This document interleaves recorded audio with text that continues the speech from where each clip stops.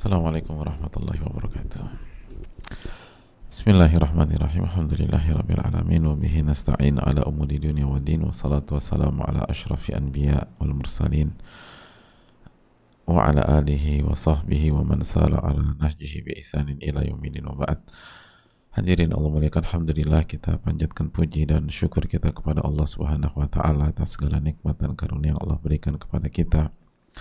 Nikmat yang tidak bisa kita hitung, nggak bisa kita kalkulasikan. Nikmat yang senantiasa ada dalam kehidupan kita, ada dalam kebersamaan kita. Wa in ta'udu ni'matallahi la tuhsuha. Dan jika kalian ingin menghitung nikmat-nikmat Allah, maka kalian tidak akan bisa menghitungnya. Dan salah satu nikmat terbesar adalah nikmat bertemu dengan Ramadan dan mengisinya dengan amal ibadah, amal soleh, dan semoga Allah terima amal ibadah dan amal soleh tersebut, amin ya rabbal alamin. Dan di antara amal soleh adalah menuntut ilmu, yang ulama katakan lebih tinggi daripada amalan-amalan sunnah, karena Nabi SAW bersabda, talabul ilmi faridatun ala kulli muslim, menuntut ilmu hukumnya wajib bagi setiap muslim, baik laki-laki maupun wanita. Maka hadirin Allah muliakan, mengisi waktu-waktu di Ramadan dengan amalan-amalan wajib itu sebuah anugerah, sebuah kenikmatan, sebuah keuntungan besar, karena amal-amal wajib lah amalan yang paling dicintai oleh Allah Subhanahu wa taala. Wa ma taqarraba ilayya 'abdi bi syai'in ahabbu ilayya mimma aftaratu 'alaihi. Dan Allah berfirman, tidak ada amalan yang dikerjakan oleh hambaku dalam rangka bertakarub kepadaku yang lebih besar, yang lebih agung, yang lebih aku cintai, dibanding amalan yang aku wajibkan.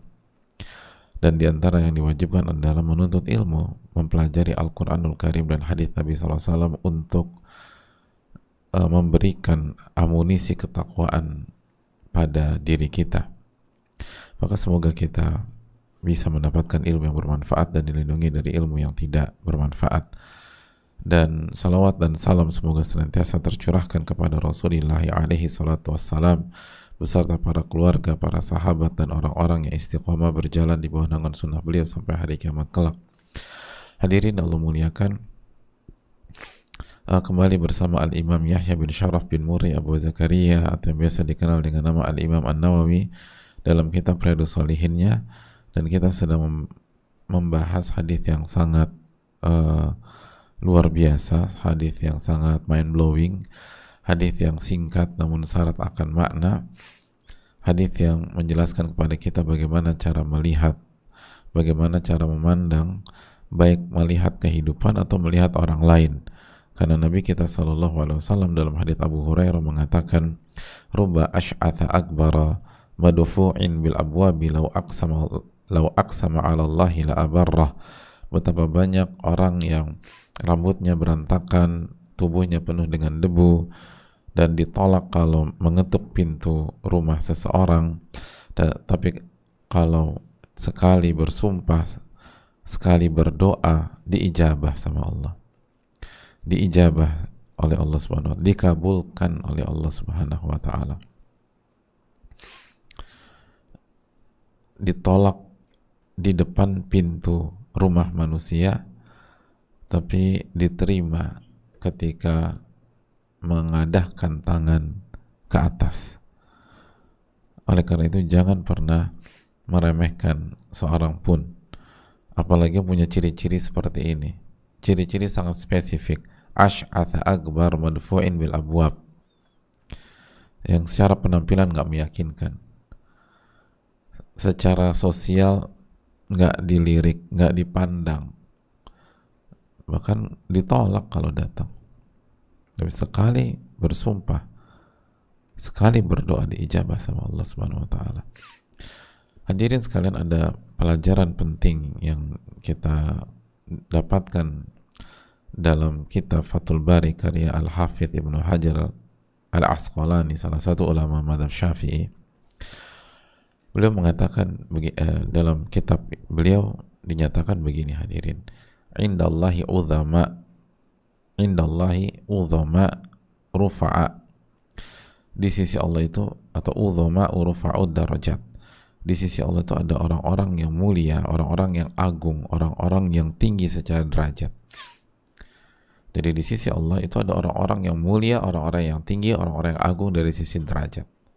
Lakinnahum binisbati ala ma inda anfusihim li'idhamatillahi indahum wa khudu'ihim lahu fi ghayati tawadu'i lillah wa dhullati fi ibadihi.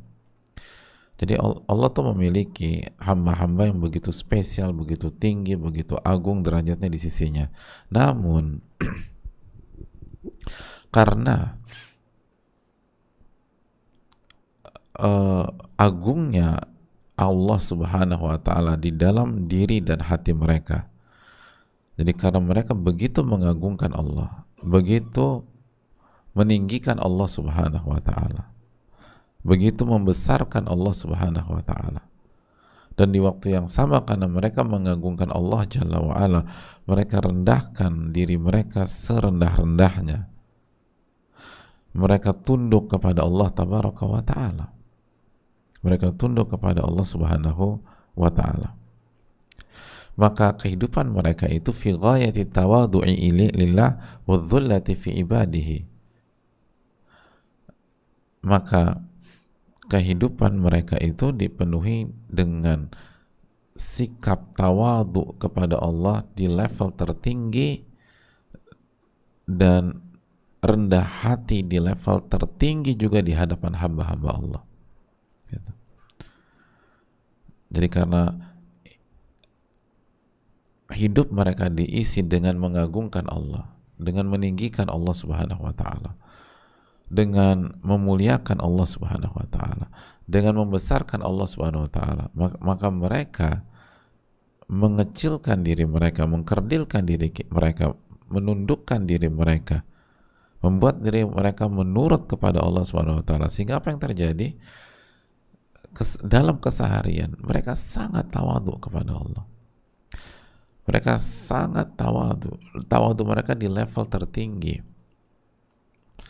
Dan di waktu yang sama juga mereka sangat merendah di hadapan manusia. Sangat merendah, rendah hati di hadapan hamba-hamba Allah. Dengan kerendahan hati yang luar biasa. Kenapa demikian? Karena hidup mereka dipenuhi dengan pengagungan kepada Allah. Maka mereka tidak pernah mengagungkan diri sendiri. Mereka nggak pernah ngangkat-ngangkat diri sendiri atau cari panggung untuk diri mereka sendiri. Mereka tidak cari pujian, mereka nggak cari kedudukan. Bagi mereka itu yang terpenting adalah pengagungan kepada Rabbul Alamin, meninggikan Allah Subhanahu wa taala. Konsep mereka adalah surat Al-Hujurat ayat 1. Ya ayyuhalladzina amanu la tuqaddimu baina yadayillahi wa rasulihi.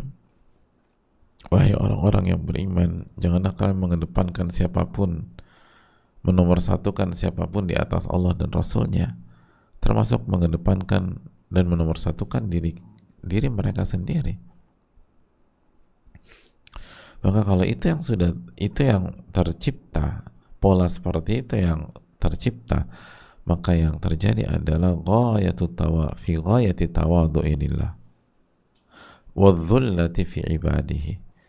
Mereka sangat tawadu, sangat tawadu di hadapan Allah. Nggak ada tuh ngejawab, nggak ada ngebantah, nggak ada menolak kebenaran.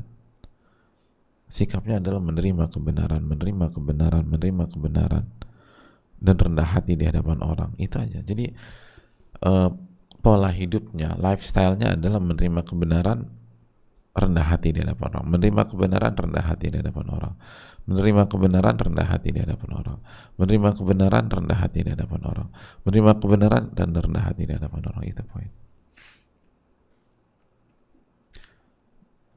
Mereka nggak pernah nolak kebenaran, ngebantah, ngejawab, padahal itu kebenaran. Dan mereka nggak pernah meninggi di hadapan orang, pamer di hadapan orang. Mereka berbeda dengan ahli dunia sebagaimana yang sering terjadi, hadirin sekalian. Mereka berbeda. Mereka berbeda. Mereka bukan orang-orang yang Allah firmankan dalam surat Al-Hadid ayat 20 misalnya. Ya'lamu annama al-hayatud dunya la'ibun wa lahwun wa zinatun wa tafakhurun bainakum wa takathurun fil amwali wal aulad.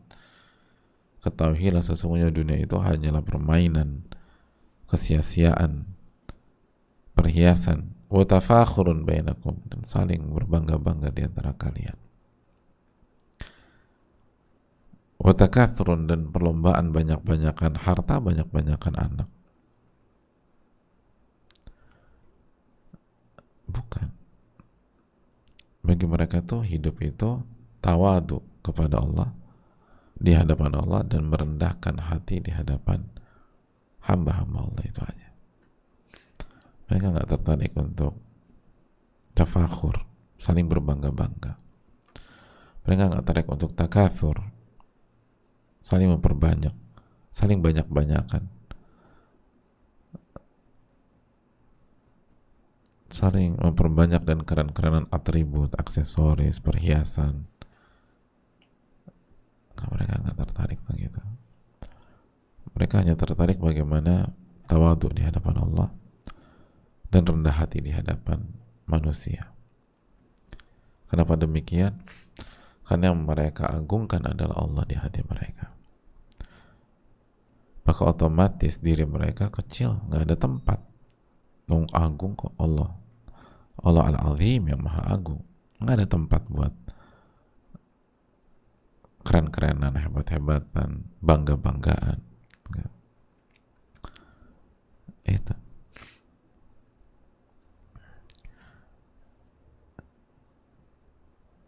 Makanya mereka kalaupun tadi diusir itu biasa aja. Ketika diremehkan oleh manusia, biasa aja, nggak penting bagi mereka. Karena memang dari awal memang mereka nggak kasih panggung buat diri mereka, jadi nggak ada yang perlu dibela juga, kecuali hak dari hak-hak Allah Subhanahu wa Ta'ala.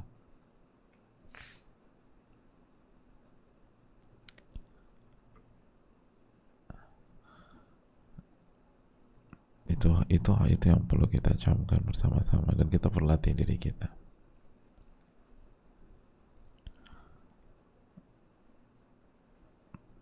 Ini yang bisa disampaikan untuk melengkapi keterangan kemarin. Kita buka sesi tanya jawab, hadirin sekalian. Semoga Allah menerima dan semoga Allah memberikan ilmu yang bermanfaat. Wassallallahu sallam ala nabiyina Muhammad.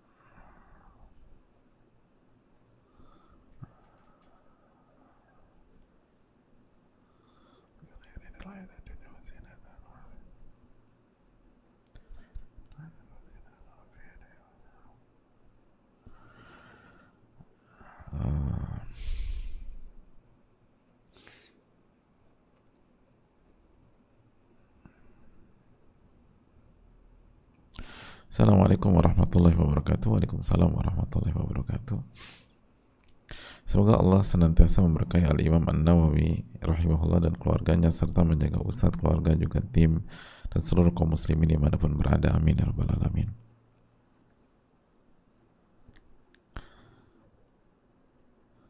Ustadz Afan izin bertanya, apakah ketika kita memutuskan untuk tidak berteman di seluruh sosial media dengan salah satu anggota keluarga, tapi tidak menolak bertemu, kalau dia sakit masih kirim bingkisan, kadang juga masih kirim hadiah, dan kalau ada pertemuan keluarga masih menyapa, hanya saja hati saya tidak kuat berteman di sosial media dengan beliau karena seringkali buruk sangkanya dia tuliskan di statusnya dan kata-katanya yang pedas suka menyindir orang-orang. Walaupun bukan saya yang disindir, tapi saya tidak suka dengan sikap seperti itu, Ustadz.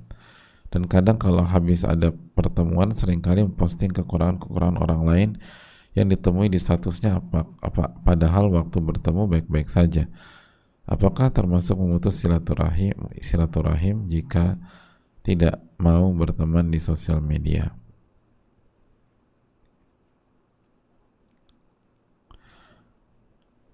Ya, terima kasih atas pertanyaannya. Yang pertama, hadirin Allah muliakan,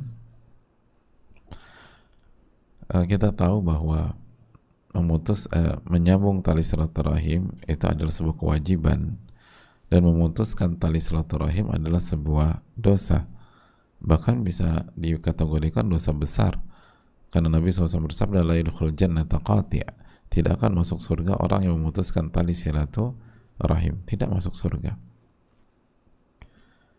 Itu poin yang pertama. Poin yang kedua, hendaknya kita, apalagi sudah belajar, sudah hijrah, sudah memperbaiki diri, itu tetap menjaga silaturahim.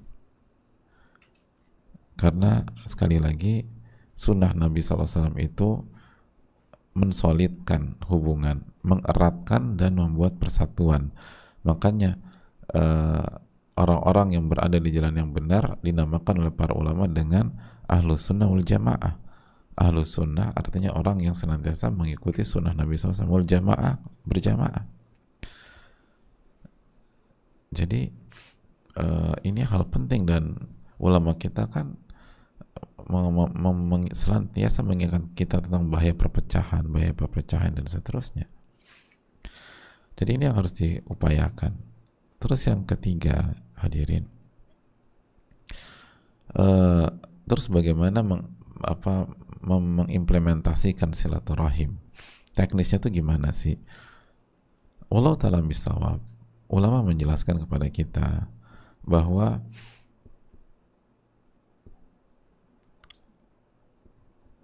hal ini dikembalikan atau sebagian dikembalikan kepada dalil, dan sebagian batasan dikembalikan kepada urf. Karena kaidah mengatakan sesuatu yang tidak dibatasi oleh dalil maka dibatasi oleh urf. Urf itu kultur. Dalilnya firman Allah dalam surat Al-A'raf ayat 199, khudil afwa wa'mur bil urfi wa'arid 'anil jahilin. Khudil afwa, berilah maaf, wa'mur bil urfi, dan perintahkan dan ajak orang itu untuk melakukan kebaikan yang parameternya adalah urf atau kultur setempat, budaya setempat, artinya yang dianggap standar masyarakat gitu loh. Wa'arid 'anil jahilin, dan berpalinglah dari orang-orang yang bersikap bodoh. Jadi maksudnya gini loh, kita disuruh berbicara atau menyapa atau memanggil dengan cara yang baik, tapi bagaimana panggilan yang baik gitu loh. Nah itu dikembalikan kepada urf. Misalnya Allah berfirman, misalnya dalam surat Al-Isra, yaqulu allati hiya ahsan, kalau bicara gunakanlah bahasa yang terbaik. Nah, bahasa yang terbaik itu tuh kan akan harus kita kita perinci lagi, kata apa yang kita gunakan apa dengan agar menjadi yang terbaik. Nah, itu dikembalikan kepada urf. Misalnya orang Jawa ketika mengatakan kamu, dia bisa menggunakan kata sampean, atau ada opsi lagi panjenengan. Nah, Allah perintahkan gunakan bahasa terbaik. Nah, urfnya orang Jawa, bahasa yang terbaik itu apa? Panjenengan dibanding sampean. Ada yang lebih tinggi nggak dari panjenengan? Nah, kamu ada orang Jawa di sini. Ya Allah. Nah,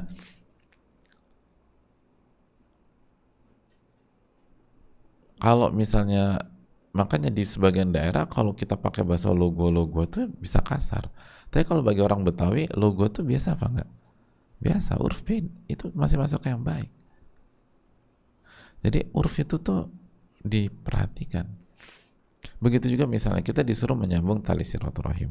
Nah, teknis silaturahim tuh yang secara urf tuh apa? Secara urf itu seperti apa? Misalnya ngumpul keluarga, urf kita tuh ngumpul keluarga setahun berapa kali, misalnya begitu. Misalnya ngumpul keluarga secara urf kita itu minimum setahun sekali pas lebaran. Makanya kan bagi yang nggak mudik di banyak keluarga itu dipermasalahkan apa enggak? Dipermasalahkan gitu loh. Ya, dan sebagian keluarga atau banyak keluarga di Indonesia tuh mengultimatum, kalian boleh merantau kemanapun kamu, tapi kalau lebaran pulang gitu loh. Nah, itu yang dijadikan parameter, misalnya urf kita itu kalau lebaran pulang, dan itu dikembalikan ke urf, atau dikembalikan ke keluarga masing-masing selama sama-sama ridho. Karena seringkali setiap keluarga itu punya kultur masing-masing juga. Jadi contohnya dalam hal ini ya, contoh dalam hal ini. Oke, apakah secara urf kita, secara kultur kita tidak berteman di sosial media, di berbagai mana platform sosial media atau dimanapun kotaknya sosial media, itu dianggap memutuskan tali silaturahim apa tidak? Dianggap nggak sih? Kalau kita nggak berteman dengan seseorang di semua platform sosial media, itu dianggap memutuskan tali silaturahim nggak? Tapi kalau ketemu masih nyapa segala macam, terus itu tadi masih kirim sesuatu kalau sakit atau kasih kirim hadiah, orang kayak gitu dianggap memutuskan tali silaturahim apa enggak? Enggak. Apalagi masih banyak di antara kita itu misalnya masih lebih suka pakai gaya tradisional, ketemu langsung. Bingung dia kalau pakai sosial media. Ada banyak kita masih nggak aktif dengan sosial media. Jadi insya Allah belum, nggak termasuk ke arah sana. Nggak apa-apa. Insya Allah nggak masuk ke arah sana. Jadi itu bisa dipertimbangkan. Tapi kalau misalnya ketidakaktifan kita dipermasalahkan oleh dia atau sama keluarga yang lain, dan mereka belum ngerti juga, walaupun kita sudah jelaskan, sebenarnya secara keluar nggak apa-apa loh. Tapi ngobrol tetap kuat, tapi nggak bisa dong. Kamu harus masuk ke grup keluarga, kamu harus ini, kamu harus ini. Maka bisa dipertimbangkan untuk tetap masuk. Adapun beberapa catatan itu memang hampir semua keluarga begitu. Kecuali kalau kita keluarga kiai yang mengamalkan ilmunya, ya mungkin. Tapi mayoritas keluarga kan pasti ada aja pihak-pihak yang demikian, dan itulah sabda Nabi SAW, al-mu'minul ladhi yukhalitun nas wa yasbir ala adahum khairun minal mu'minil ladhi la yukhalitun nas wa la yasbiru ala adahum. Mu'min yang berinteraksi dengan manusia dan dia bersabar terhadap gangguan-gangguan yang terjadi itu lebih baik daripada mukmin yang tidak berinteraksi dengan manusia karena dia nggak sabar, atau dia nggak sabar dengan gangguan-gangguan seperti itu. Wallahu ta'ala bishawab.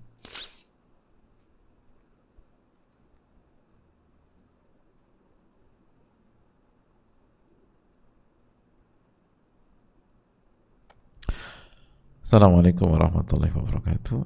Waalaikumsalam warahmatullahi wabarakatuh.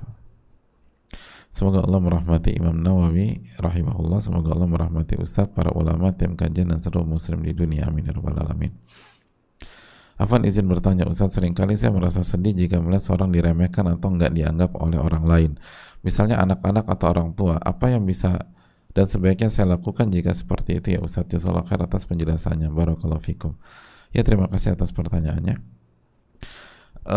Yang pertama, sekali lagi kita ada bahas bahwa hidup itu seni melihat. Ketika kita melihat orang diremehkan gitu, misalnya si A meremehkan si B, kita merasa sedih. Merasa sedih itu bagus, tapi kenapa kita merasa sedih? Why factornya tuh apa? Contoh, apakah sudah tepat kalau kita merasa sedih melihat keadaan yang diremehkan? Alhamdulillah. Ya, dikumusnahbalakum. Misal tadi siapa yang diremehkan? A meremehkan B gitu ya. A meremehkan B. Atau misalnya ya pokoknya A meremehkan B. Nah, ketika kita melihat A meremehkan B, kita ini sedih kenapa nih gitu loh. Apakah sedih karena B diremehkan sudah tepat gitu, atau harus seperti apa? Wallahu ta'ala bisawab.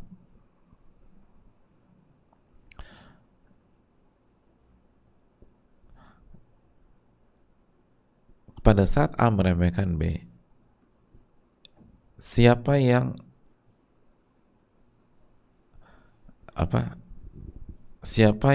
dirugikan dalam kasus ini? Yang rugi siapa sih? Hah? Yang rugi siapa? A apa sih B? A dong. Dosa nggak ngeremehin orang? Diancam neraka apa enggak? Kan udah jelas kita hadisnya bahwa penghuni neraka itu al-mutakabbirun, dan mutakabbirun itu ngeremehin orang. Dan penghuni surga itu kullu dha'ifin mutadha'af. Setiap orang lemah dan diremehkan. Nah, sekarang di depan kita ada calon penghuni surga, calon penghuni neraka. Antum kesian sama siapa? Gue kesian banget sama dia bro, dia calon penghuni surga. Kesian gue sama dia. Cocok gak sih misalnya? Nah, disinilah kita harus melihat, penuntut ilmu itu cara melihatnya harus pakai ilmu, bukan pakai perasaan atau pakai standar pihak-pihak yang belum belajar atau nggak ngerti. Di depan kita nih ada orang yang jalannya menuju surga, ada orang yang jalan menuju neraka. Kalau mau sedih tuh sedih nyedihin siapa? Maka dalam kasus ini sedih boleh, tapi jelas kenapa kita sedih. Kita sedih melihat si A karena dengan sikap demikian dia sama saja mendekatkan dirinya ke api neraka dan memuluskan upaya syaitan untuk masuk neraka, dan sekaligus menunjukkan bahwa si A itu korban dari keganasan syaitan, korban dia. Jadi kita harus sedih sama yang korban, kesian dia korban. Atau kita sedih sama B jika B tidak bersikap dengan tepat, sehingga udah diremehin nggak dapat pahala. Karena B kan harusnya bersabar, dan harusnya tadi kata dalam Fathul Bari, harusnya di dalam hatinya itu kan penuh dengan ta'zim lillahi azza wa jalla, azamatillah, mengagungkan Allah subhanahu wa ta'ala, sehingga serangan menuju dirinya itu bukan isu bagi dia.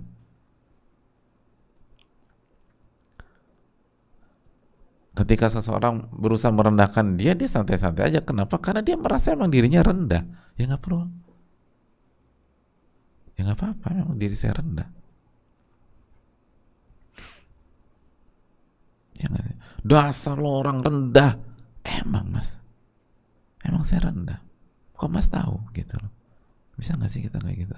Jadi biasa aja. Emang saya rendah mas. Saya ini nggak punya apa-apa. Semuanya dikasih sama Allah Subhanahu Wa Taala. Jadi adapun kalau B itu direndahkan dan dia mengerti bagaimana bersikap, apa yang harus dikasihanin? Oh, dia dapat pahala. Dia dimuliakan sama Allah. Jalan menuju surganya semakin besar. Kullu dha'ifin mutadha'af.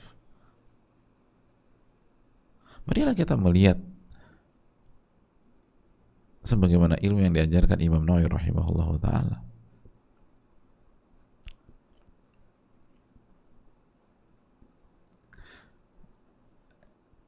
Kan kata Allah, qul hal yastawi alladzina ya'lamun wal ladzina la ya'lamun. Katakan apa sama orang yang berilmu dan orang yang tidak berilmu? Beda. Apakah sama cara melihat orang berilmu dengan cara melihat orang nggak berilmu? Apakah sama cara orang berilmu yang memandang dan orang yang berilmu memandang? Beda. Allah Ta'ala bisa mungkin itu.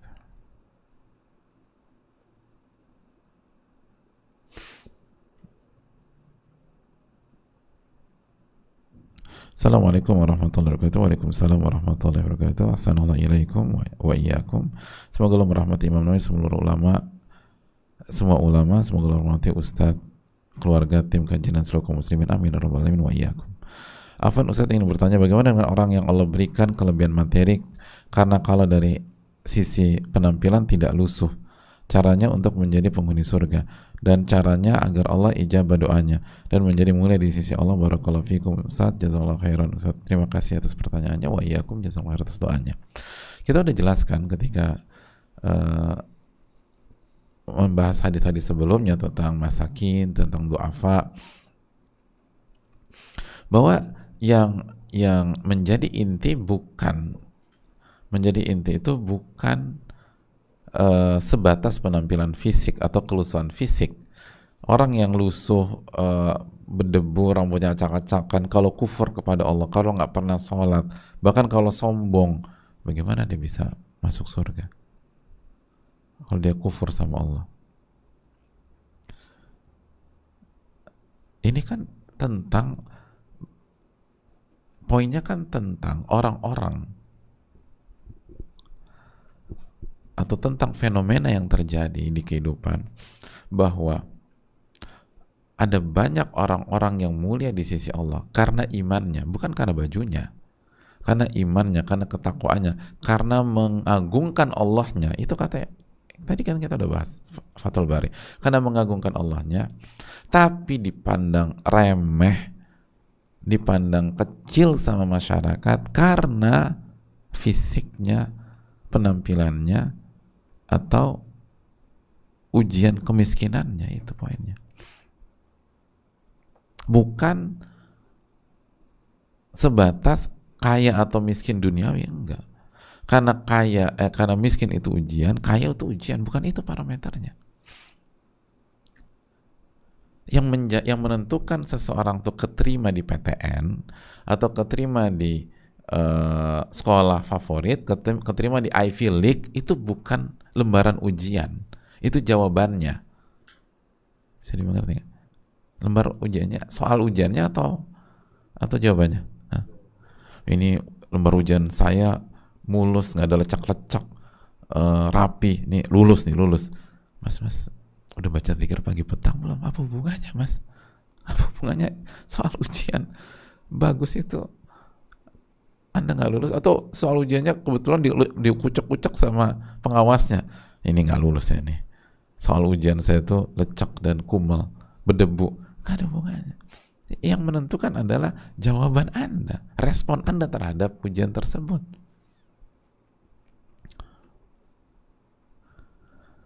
Kemiskinan itu ujian, kekayaan itu ujian. Wa nabluukum bisyarri wal khairi fitnah. Dan kami uji kalian dengan keburukan dan kebaikan, dengan kemiskinan dan kekayaan, itu semua ujian.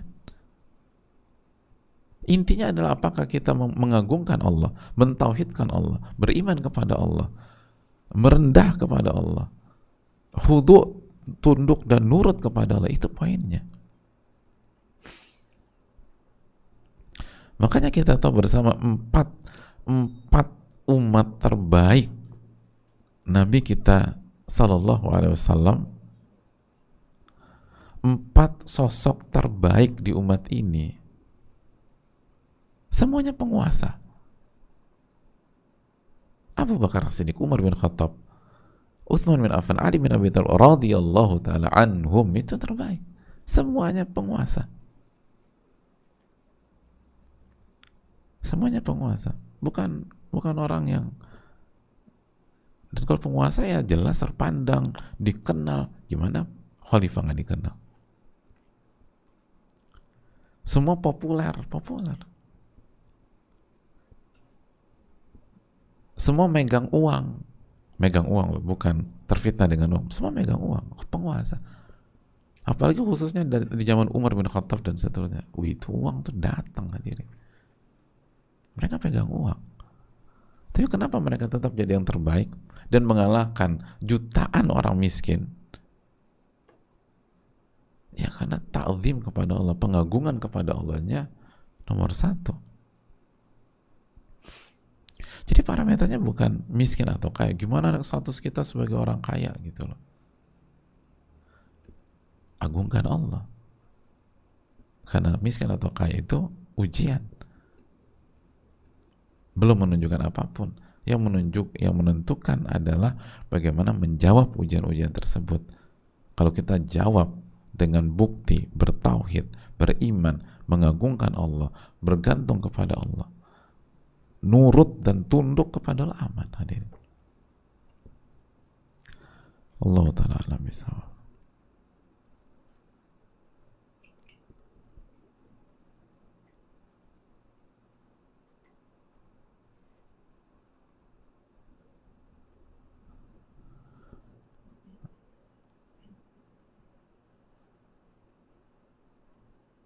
Saya rasa cukup sampai di sini. Jazakallahu khairan, semoga bermanfaat.